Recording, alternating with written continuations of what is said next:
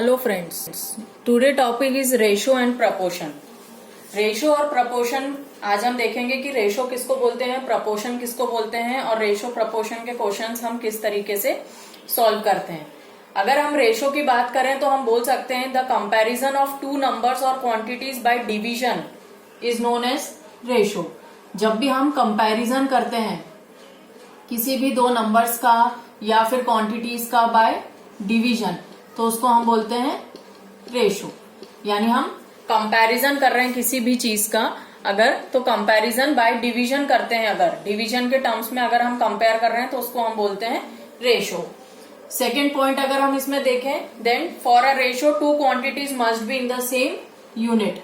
जब भी आप कोई भी दो नंबर्स ले रहे हैं या कोई सी भी दो क्वांटिटीज ले रहे हैं तो उसकी यूनिट हमेशा सेम होना चाहिए। अब यूनिट कैसे, जैसे मान लीजिए अगर आप किसी भी क्लॉथ की लेंथ ले रहे हैं तो वो मीटर है, सेंटीमीटर है, डिस्टेंस ले रहे हैं तो किलोमीटर है, तो जो भी आप यूनिट ले रहे हैं वो हमेशा दोनों ही क्वांटिटीज की सेम होना चाहिए। अगर 1 मीटर में है और 1 सेंटीमीटर में है तो हम पहले उनको सेम यूनिट में कन्वर्ट करेंगे।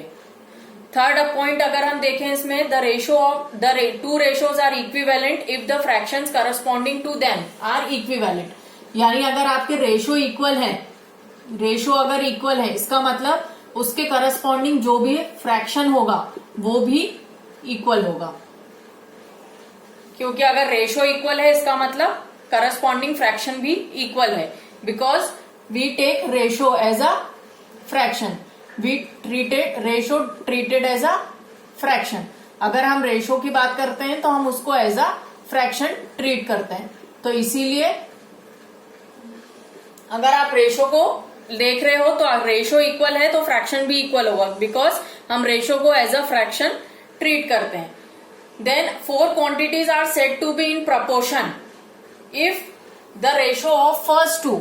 अगर मान लीजिए 4 टर्म्स दिए हैं तो फर्स्ट और सेकंड का जो रेशो रहेगा वो आपका थर्ड और फोर्थ टर्म के रेशो से इक्वल होना चाहिए। तो आप बोल सकते हो कि आपका जो रेशो है वो प्रपोर्शन है, जो आपके जो सारे टर्म्स हैं वो प्रपोर्शन में है।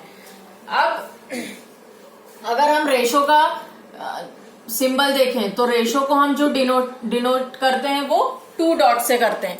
Ratio must be denoted by 2 dots and proportion is denoted by 4 dots like this.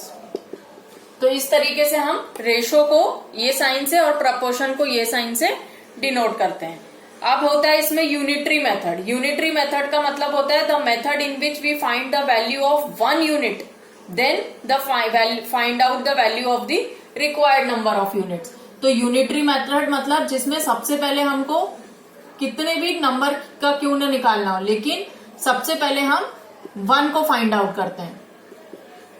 To find 1, अगर आप किसी भी चीज में किसी एक चीज की वैल्यू को पहले निकाल रहे हो तो this is called as unitary method. हमेशा अगर हम किसी भी 1 यूनिट का पहले वैल्यू फाइंड आउट करते हैं तो उसको हम बोलेंगे यूनिटरी मेथड। तो इस तरीके से ये जो बेसिक है रेशो और प्रपोर्शन का। अब अगर हम कुछ क्वेश्चंस को देखें जो कि हम रेशो में यूज करते हैं, जैसे फॉर एग्जाम्पल मान लीजिए we have to find the ratio of 8 books to 20 books. अब अगर मान लीजिए मुझे 8 बुक्स का रेशो निकालना है 20 बुक्स के साथ। अब again first we have to check the units. सबसे पहले हमको यूनिट्स हमेशा चेक करनी है। यहाँ पर बुक्स है, यहाँ पर भी बुक्स है, इसका मतलब इन दोनों की यूनिट सेम है, तो हमको कुछ भी कन्वर्ट करने की जरूरत नहीं है, हम सिंपल रेशो निकालेंगे। आप देखिए यहाँ पर हमको 8 बुक्स का रेशो निकालना है 20 बुक्स है, इसका मतलब जो हमारी न्यूमरेटर वैल्यू है वो 8 रहेगी, क्योंकि यहाँ पे लिखा है 8 बुक्स टू 20 बुक्स। इसका मतलब न्यूमरेटर में हमको 8 लेना है। अगर आप इसको 20/8 ले लोगे तो वो रॉन्ग हो जाएगा। हमेशा जिस भी चीज का रेशो निकालना है 2 मतलब 2 के बाद वाला टर्म डिनोमिनेटर कहलाता है और पहला वाला टर्म न्यूमरेटर। तो 8 बुक्स टू 20 बुक्स का रेशो निकालना है, इसलिए हमने 8/20 लिया। अब ये 2 से सिंप्लीफाई हो रहा है तो हम इसको फर्दर सिंप्लीफाई करेंगे। अगेन ये 2 से सिंप्लीफाई हो रहा है तो फिर हम इसको सिंप्लीफाई करेंगे। तो 2 divided by 5 is our ratio. We can also write like this 2:5 2:5 मतलब जब आप 8 बुक्स का 20 बुक्स से रेशो ले रहे हो तो आपका आंसर आ रहा है 2:5, यानी रेशो जो आया है वो आया है 2:5। अब अगर मान लीजिए इसी में हमको दिया हुआ है to find the ratio of ₹8 to 80 पैसा। अब अगर हमको 8 रुपीज का रेशो लेना है 80 पैसे से। अब देखिए यहाँ पर अगर हम यूनिट की बात करें तो यहाँ पर रुपीज है और यहाँ पर पैसा है, इसका मतलब इन दोनों की ही यूनिट्स अलग है। तो सबसे पहले हम इसको कन्वर्ट करके सेम यूनिट बनाएंगे। आप किसी को भी एक को कन्वर्ट कर सकते हो सेम यूनिट बनाने के लिए। ऐसा कंपलसरी नहीं है कि आपको दोनों को रुपीज में ही लेना है या दोनों को पैसे में ही लेना है, but the important thing is कि दोनों की यूनिट सेम हो। अब रुपीज को पैसे में कन्वर्ट करेंगे अगर, तो 1 रुपीज इक्वल टू 100 पैसा होता है। तो अगर हम ₹8 को कन्वर्ट करते हैं तो क्या हो जाएगा 8 इंटू 100, इसका मतलब ये हो गया 800 पैसा। तो इस तरीके से हमने पहले 8 रुपीज को पैसे में कन्वर्ट किया, क्योंकि यहाँ पे जो यूनिट दी हुई है वो पैसा है, तो हमको दोनों यूनिट सेम करनी थी। तो हमने 8 रुपीज को पैसे में कन्वर्ट किया तो वो हो गया 800 पैसा। नाउ वी से कि हम 800 पैसे का रेशो ले रहे हैं 80 पैसे के संग, तो अब हम इसको रेशो में लेंगे तो ऊपर आएगा 800, क्योंकि हम ₹8 का रेशो ले रहे हैं और रुपीज को हमने पैसे में कन्वर्ट किया, इसका मतलब 8 रुपीज इज इक्वल टू 800 पैसा। तो इसलिए इधर आएगा 800 और डिवाइडेड बाय 80। अगर आप सिंप्लीफाई करोगे 8 से देन 0 0 कैंसिल, यानी 10:1। तो आपका रेशो जो आया है वो आ गया है 10:1। तो इस तरीके से अगर यूनिट सेम नहीं दी रहेंगी तो पहले हमको उसको सेम करना पड़ेगा।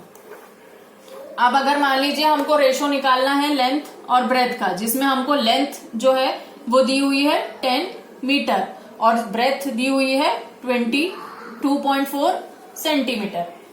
अब हमको लेंथ और ब्रेथ का रेशो लेना है length is to breadth. We have to find length is to breadth, यानी आपको लेंथ का ब्रेथ के संग रेशो लेना है। अब लेंथ दी हुई है 10 मीटर और ब्रेथ दी हुई है 2.4 सेंटीमीटर। अगेन इनकी यूनिट्स अलग हैं, तो सबसे पहले हम इसको कन्वर्ट करेंगे। तो we know that 1 metre equal to 100 centimetre, तो 10 मीटर इक्वल टू, तो ये हो जाएगा 10 इंटू 100, इसका मतलब 1000 सेंटीमीटर। तो अब यहाँ पर हमने लेंथ को कन्वर्ट कर लिया है सेंटीमीटर में। अब हम रेशो लेंगे तो हम लिख सकते हैं 1000 डिवाइडेड बाय 2.4, क्योंकि ब्रेथ ऑलरेडी सेंटीमीटर में ही थी और लेंथ मीटर में थी, तो उसको पहले हमने सेंटीमीटर में कन्वर्ट कर लिया। तो ये हो गया 1000 डिवाइडेड बाय 2.4। अब अगर हम इसका डेसिमल हटाएंगे तो इसके बाद एक डिजिट है, इसका मतलब 1 0 ऊपर आ जाएगा। अब हम इसको सिंप्लीफाई करेंगे। 2 1 जा 2, 2 2 जा 4, देन 2 5 जा 10 एंड रिमेनिंग 3 0। अगेन 2 से सिंप्लीफाई हो रहा है, 2 6 जा 12, देन 2 2 जा 4, 1 रिमेनिंग, 2 5 जा 10, देन 0 0, 2 3 जा 6, देन 2 1 जा 2, 2 2 जा 4, 5 0। देन अब ये फर्दर सिंप्लीफाई नहीं हो रहा है, तो अवर रेशो इज 1250:3। तो इस तरीके से हमारा जो रेशो आया है वो हो गया है 1250:3। तो इस तरीके से आप किसी भी रेशो को फाइंड आउट कर सकते हो। द मेन थिंग इज कि आपको हमेशा उनकी यूनिट्स पे ध्यान देना है, यूनिट्स सेम होनी चाहिए। अगर आप इनको सेम यूनिट्स में रख के सॉल्व नहीं करेंगे तो आंसर हमेशा रॉन्ग आएगा। तो इसलिए आपको सबसे पहले उनकी यूनिट्स को सेम बनाना है। अगर आपको अच्छा लगे तो प्लीज मेरे चैनल को लाइक और सब्सक्राइब करना ना भूलें। Thank you.